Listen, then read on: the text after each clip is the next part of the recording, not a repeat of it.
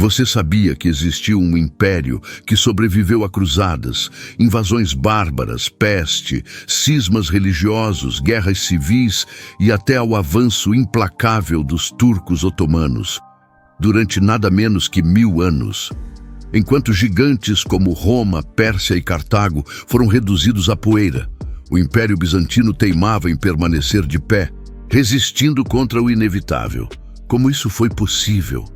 Como uma única cidade, Constantinopla, conseguiu ser o último baluarte da civilização clássica por tanto tempo. O Império Bizantino nasceu da maior transformação política que o mundo antigo já viu: a divisão do vasto Império Romano.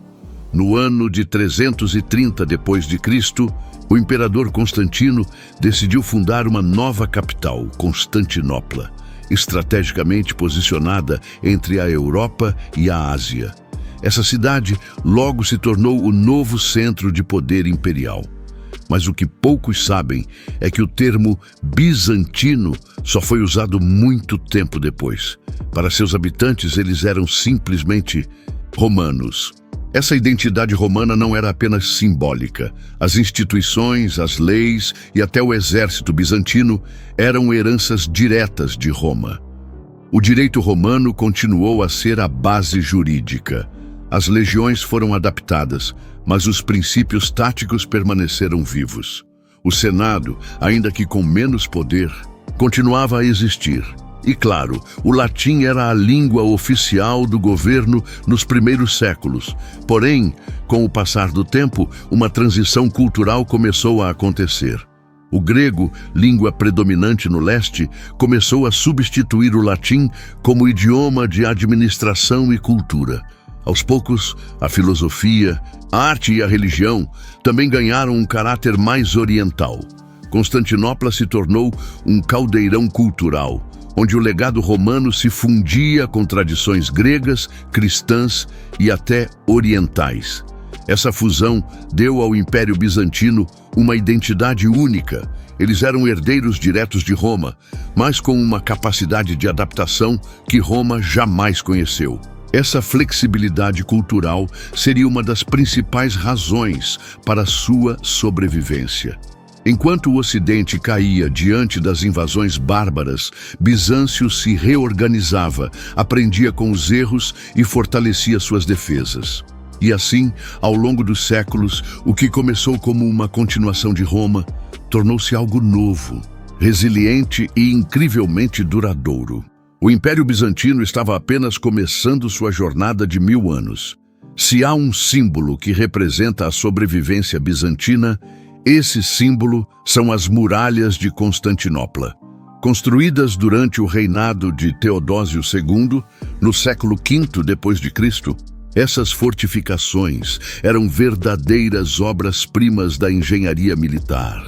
3 linhas de defesa, com fossos, muros externos e internos, torres de observação e plataformas de artilharia. Durante séculos, exércitos inteiros se chocaram contra essas muralhas e falharam. Mas não foram apenas pedras e argamassa que salvaram Bizâncio. A astúcia militar dos bizantinos era lendária. Eles aprenderam que a força bruta nem sempre era a melhor solução. Diplomacia, suborno, alianças inesperadas e até manipulação de povos inimigos foram armas tão importantes quanto espadas e lanças. Outro trunfo vital foi a marinha. Dominando o Bósforo, os bizantinos podiam controlar o acesso ao Mar Negro e ao Mar Mediterrâneo. E aqui entra uma das maiores inovações militares da história: o fogo grego. Essa arma secreta, cujo processo de fabricação era guardado como o maior segredo de Estado, era capaz de queimar até mesmo sobre a água. Muitos inimigos assistiram, horrorizados, suas frotas virarem tochas flutuantes antes mesmo de alcançarem a costa. Além das muralhas e da marinha, os bizantinos contavam com um exército profissional altamente treinado. As táticas eram constantemente adaptadas conforme o inimigo. Contra os persas, uma estratégia.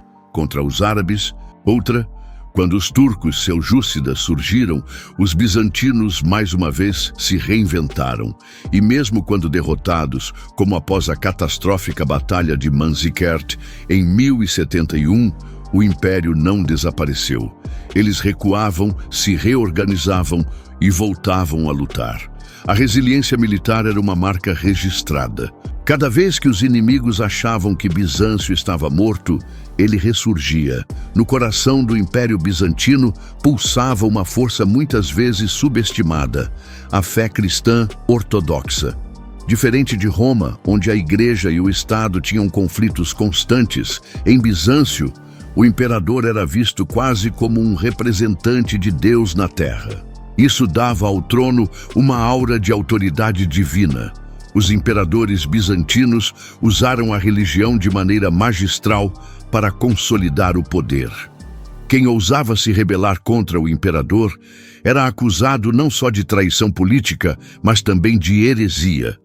Isso transformava qualquer levante numa ameaça espiritual, dificultando o apoio popular aos opositores. Mas nem tudo era harmonia. O império foi palco de intensas disputas religiosas. Um exemplo foi a crise iconoclasta, no século VIII, quando a adoração de imagens sagradas foi proibida, gerando revoltas, perseguições e instabilidade interna.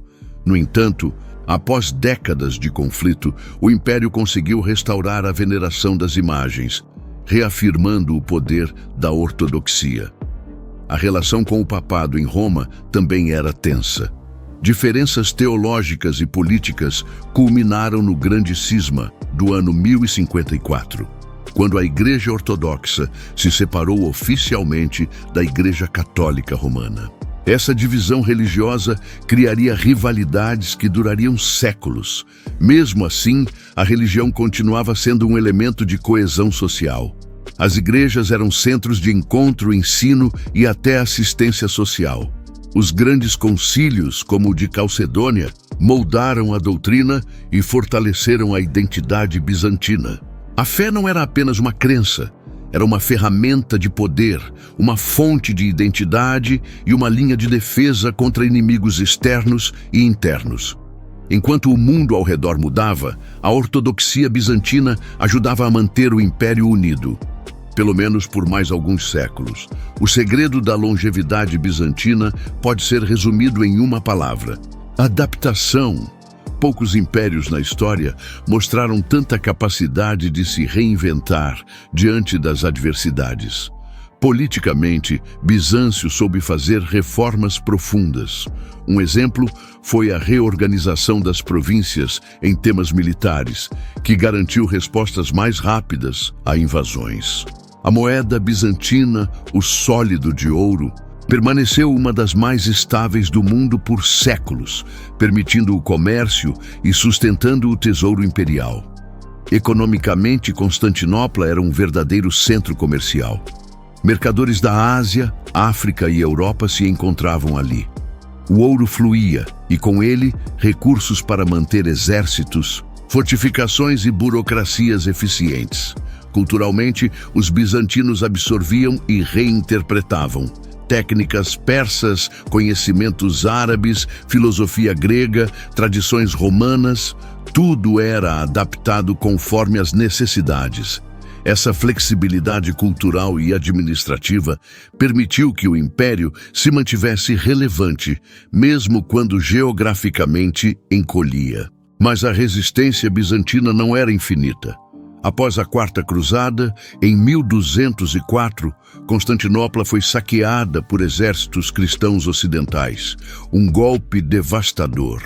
Mesmo assim, em 1261, os bizantinos reconquistaram sua cidade, numa demonstração de resiliência impressionante. Por fim, em 29 de maio de 1453, após meses de cerco liderado pelo sultão Mehmed II, Constantinopla caiu diante dos otomanos. Era o fim de uma era, mas o legado bizantino, construído ao longo de mais de 1000 anos, jamais desapareceu. Hoje ele vive nas igrejas ortodoxas, no direito europeu, na arte e na arquitetura que ainda resistem ao tempo. O Império Bizantino não foi apenas um sobrevivente da história. Ele foi um mestre da adaptação, da diplomacia e da resistência. Sobreviveu onde tantos outros caíram. Não por acaso, mas por escolhas estratégicas, fé inabalável e uma capacidade de transformação que poucos povos conseguiram alcançar. Qual foi, na sua visão, o maior motivo para a sobrevivência de Bizâncio por tanto tempo? As muralhas, a fé, a diplomacia? Deixe nos comentários. Se gostou do vídeo, não esqueça de deixar o like, compartilhar com os amigos que gostam de história e se inscrever no canal para não perder os próximos episódios.